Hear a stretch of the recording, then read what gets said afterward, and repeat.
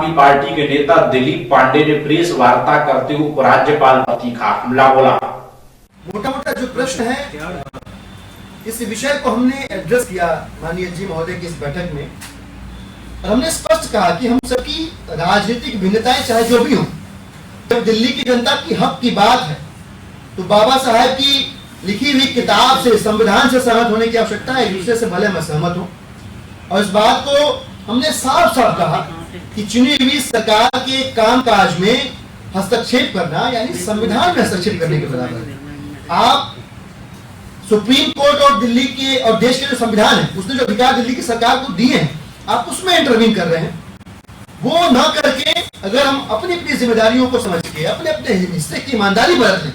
तभी दिल्ली वालों का भला हो जाएगा। और माननीय उपराज्यपाल महोदय ने इससे सहमत होते हुए आश्वस्त किया कि मैंने जो भी बैठक की होगी, मैंने उसमें किसी को इन्वॉल्व नहीं किया, तो सिर्फ मैं समझना चाह रहा था कि कार्यप्रणाली को, और ये इस बात का विशेष ध्यान रखा जाएगा कि किसी भी तरह का कोई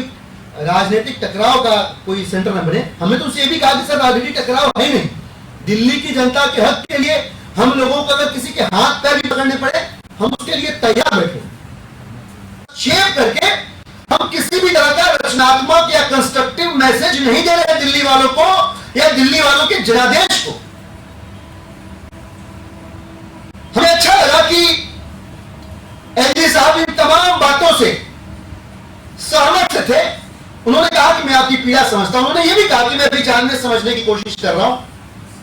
और मैं विश्वास दिलाता हूं कि आपकी जो इनपुट्स है उसके हिसाब से मैं काम करूंगा। आखिर में उनसे हमने यही कहा, यही निवेदन किया कि महोदय, एमसीडी जिसने दिल्ली वालों का सत्यानाश कर रखा है, दिल्ली की पुलिस और डीडीए, इन सबको मिला दिया जाए तो आपके पास ऑलरेडी बहुत कुछ हैंडल करने के लिए।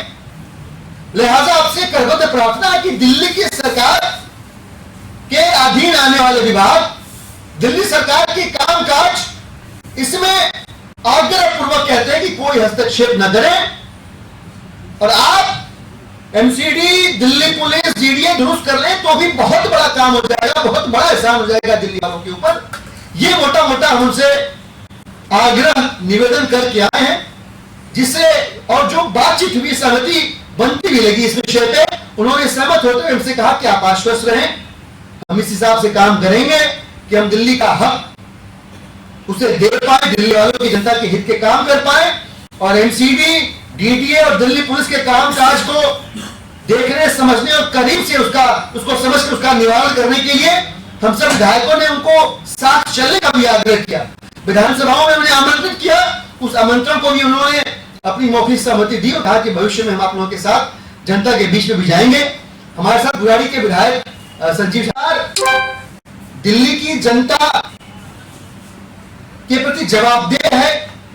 उनके हितों के लिए प्रतिबद्ध है, लेकिन कहीं ना कहीं भारतीय जनता पार्टी द्वारा नियंत्रित, पहले शासित और अब नियंत्रित जो एमसीडी है, जो डीडीए है और जो पुलिस का महकमा है, इसने निराश किया। हमने उपराज्यपाल महोदय से कहा कि महोदय, दिल्ली के अंदर 70 विधानसभाएं हैं, किसी भी विधानसभा में आप चले जाइए, एमसीडी की गलियां, सड़कें गड्ढों से भरी हुई है, चौराहे, नुक्कड़ और सड़कों पर यहां तहां कूड़ा पड़ा हुआ है। और अब जबकि आप प्रतिबद्ध हैं ये सब दुरुस्त करने के लिए, तो हमारी अपेक्षा है और दिल्ली की जनता की आकांक्षा है कि आप दिल्ली की एमसीडी की सड़कों को दुरुस्त करें, गलियों सड़कों को साफ सुथरा करें, ताकि हम सबका जो दिल्ली को सुंदर देखने का सपना है वो पूरा हो सके। हमने उनसे कहा, कानून व्यवस्था की हालत इतनी पतली है, लॉ एंड ऑर्डर की सिचुएशन इतनी खराब है कि कोई भी गली ऐसी नहीं होगी जहां अपराध की छोटी या बड़ी घटनाएं दिल्ली में, दिल्ली पुलिस के प्रश्रय में, दिल्ली के गृह मंत्री के नाक के नीचे न हुई।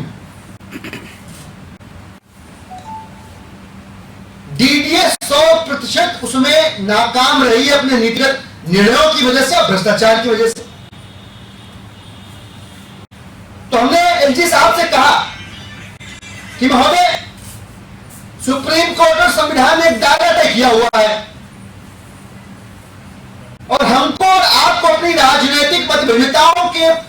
होने न होने के बावजूद उस दायरे में रहकर काम करना है, अगर हम दिल्ली का भला करना चाहते हैं तो। हमें अखबार के जरिए जानकारी मिली कि आप जल बोर्ड की बैठकें ले रहे हैं। हम सभी विधायकों की एक आम सहमति थी और यह दिल्ली की जनता की राय से इत्तेफाक रखने वाली सहमति थी कि आपको फिर दिल्ली की चुनी हुई सरकार के कामकाज में हस्तक्षेप नहीं करना चाहिए। जल बोर्ड के अधिकारियों की बैठक आप लें और जल बोर्ड के अधिकारियों की बैठक जल बोर्ड के वाइस चेयरमैन या चेयरमैन साहब लें। आप कुछ निर्देश दें, विधायक या वाइस चेयरमैन कुछ निर्देश दें, अधिकारी क्या करेगा भाई? अधिकारी क्या करेगा? वो कौन से निर्देश को एग्जीक्यूट करेगा? हमने कहा एलजी साहब से आप सोच के देखिए कि कल को हम भी आप ही के तर्ज पे आपका हवाला देते हुए दिल्ली पुलिस की जांच करने पहुंच जाए, दौरा करने पहुंच जाए, उनकी बैठकें बुला